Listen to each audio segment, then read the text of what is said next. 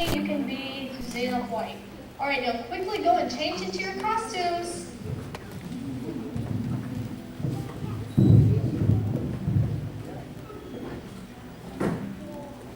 Some of you have come aboard the Mayflower as saints, people who are dedicated to Jesus Christ and are willing to follow him wherever he leads.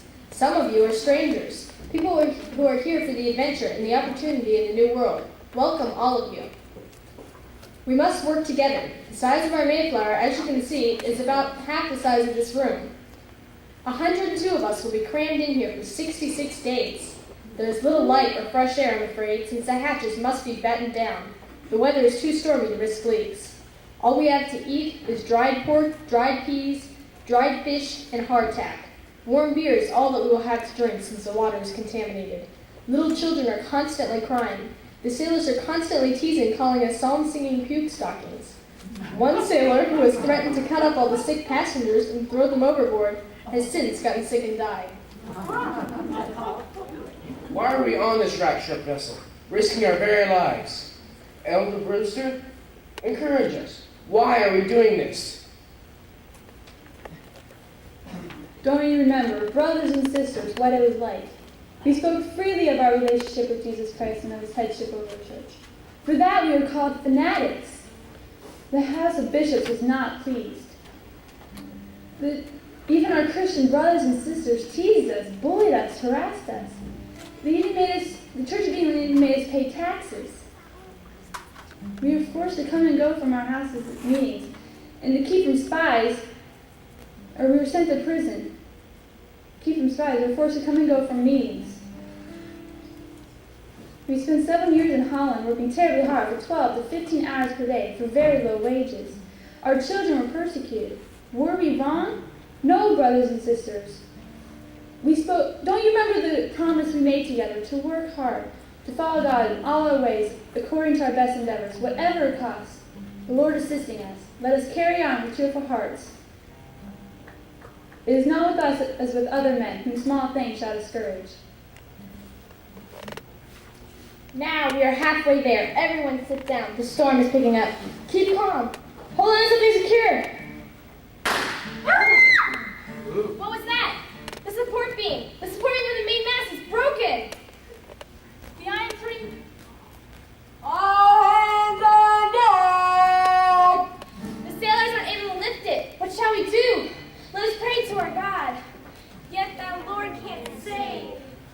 The iron printing press screw. That might work. Men, search the hole. It's here somewhere. I found it! Insert it. Raise it up. Slowly now.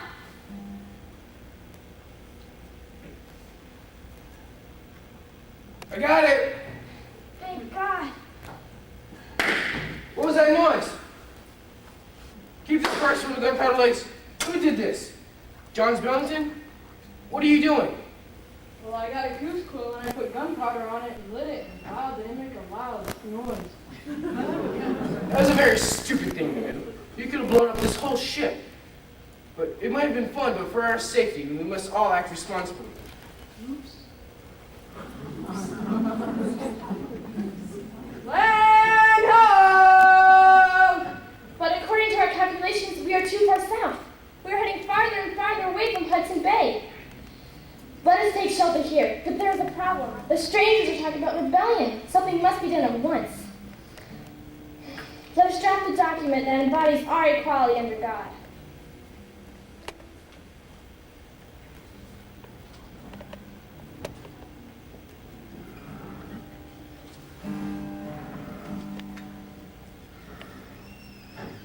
Now we'll have Rachel read part of the Mayflower Compact, the documents they drafted.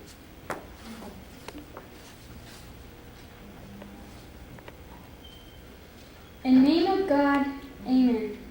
We whose names are underwritten, the loyal subjects of our dread sovereign King James, by the grace of God of Great Britain, France, Ireland, King, Defender of the Faith, etc., having undertaken for the glory of God and advancement of the Christian faith and honor of our King and country, a voyage to plant the first colony in the northern part of Virginia, Do by these presents solemnly and mutually in the presence of God and of one another covenant and combine ourselves together into a civil body politic for a better ordering and preservation and furtherance of the ends aforesaid, and by virtue hereof to enact, constitute, and frame such just and equal laws, ordinances, acts, constitutions, and offices from time to time, as shall be thought most meet and convenient for the general good of the colony, unto which we promise all due submission and obedience,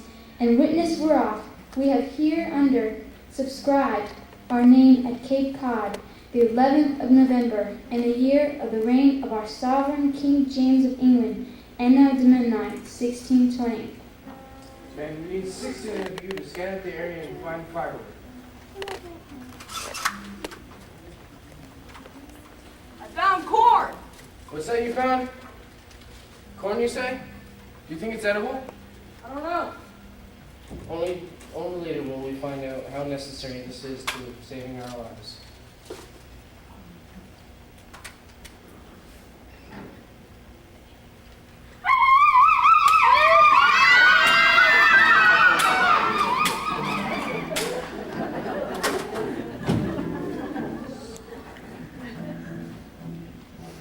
Sometime later, But presently, all of a sudden, they heard a great and strange cry, which they knew to be the same voices they had heard in the night. Though they varied their notes, and one of their company, being abroad, came running in and cried, Indians, Indians. And withal arrows came flying in amongst them. 2 muskets were discharged at them, and 2 more men stood ready in their entrance of the rendezvous, but were commanded not to shoot till they could take full aim at them. The cry of the Indians was dreadful. Yet, by the especial providence of God, none of their arrows either hit or hurt us. But many came close by us and on every side of us, and some coats which were hung up in our barricade were shot through and through.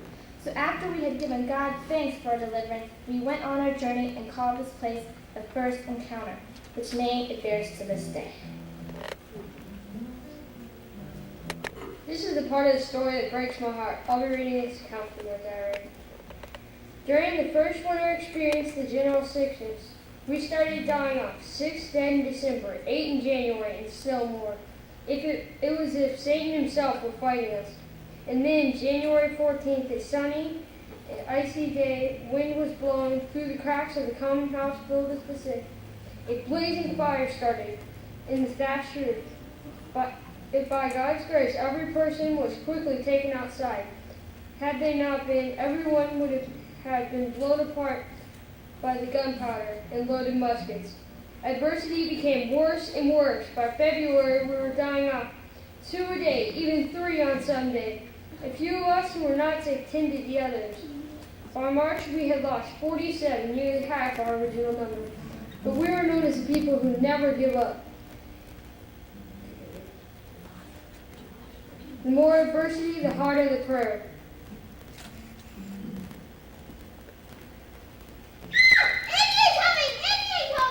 Indian, you want to meet Indians? Let's see. Welcome to our land, Englishmen. Welcome to you. I am Samoset. I am chief of Sagamore of the Algonquin Prince.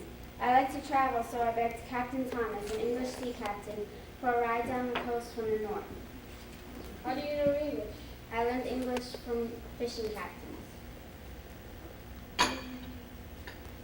Who are the Indians in these parts? This area belongs to the Patuex, a large hostile tribe. They have murdered every white man who has come ashore. Oh no. You are safe. About 4 years ago, a mysterious plague broke out, killing every man, woman, and child. This land belongs to no one? What you say is true. The Wampanoags are some 50 miles southwest. The chief Massasoit is a very wise chief. And who are the Indians who attacked us? The Nausets. The Nausets hate white men, but I am your friend. Thank you, Samoset. Your visit is a gift. I will leave tomorrow to visit Massasoit. Please take our gifts to him.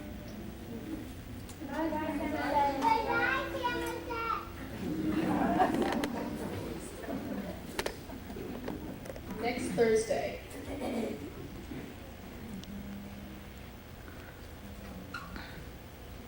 Why, Samoset, welcome Welcome. Who have you brought to visit? This is Squanto. He is a Patois.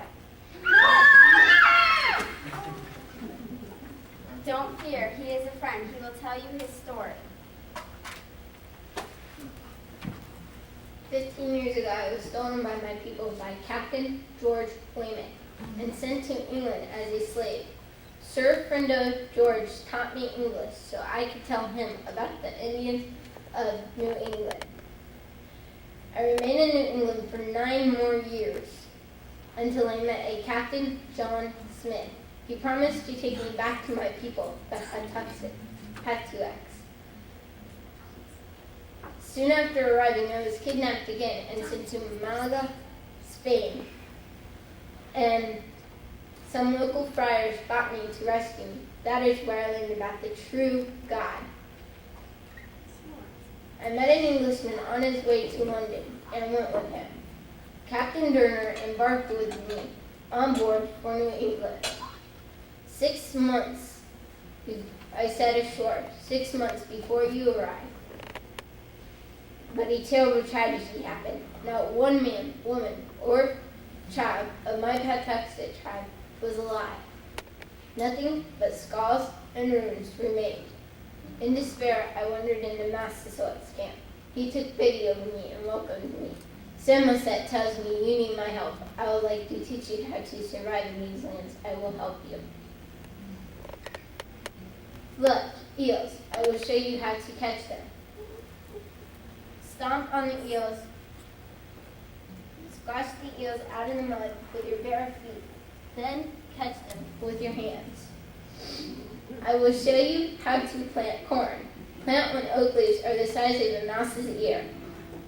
Hoe in a 6-foot square toward the center. Then put down 5 or 6 kernels of corn in a row.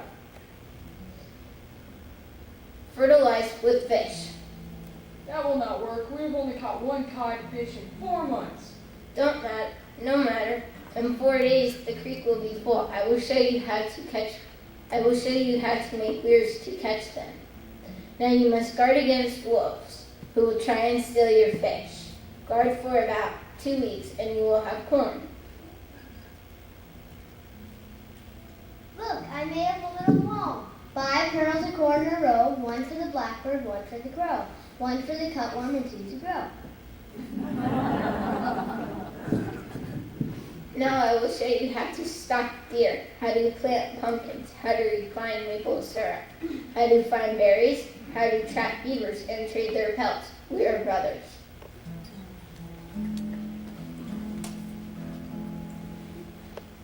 Brothers.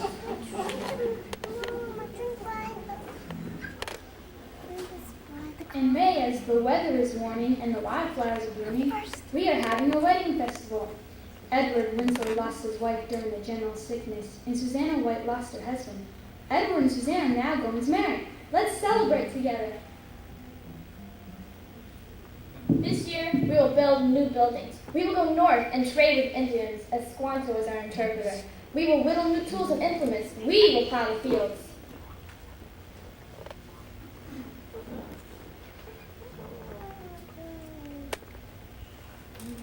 Plow the fields and scatter the good seed on the land.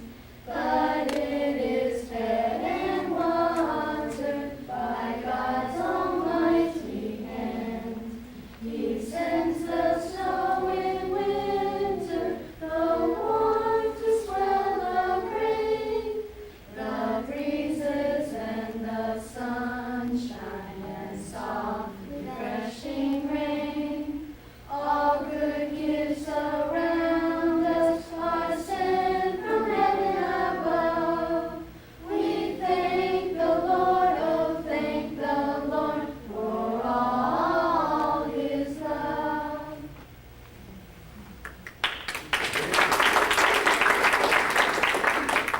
Let us get ready for a special day of thanks.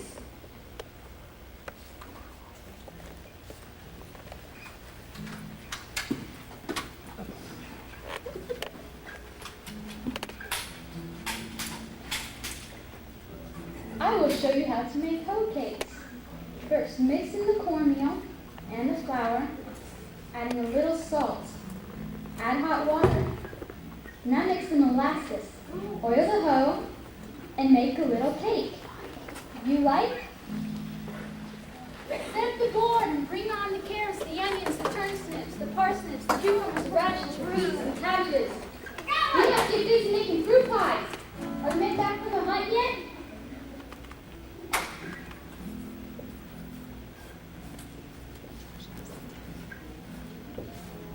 Look who's coming! Master Suet!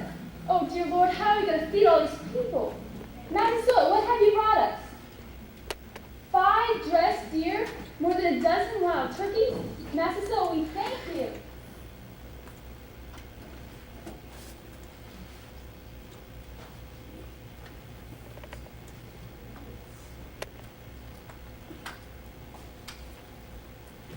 How these people ever survived the trip across the ocean and the first winter is amazing. It's a miracle that was by God's grace only, nothing that medicine can do. Our fathers were Englishmen who came over this great ocean and were ready to perish in the wilderness, but they cried unto the Lord, and he heard their voice. And as the pilgrims have a day of thanksgiving with the Indians, and all join together to thank God for what he has blessed them with, and this ends our Thanksgiving play.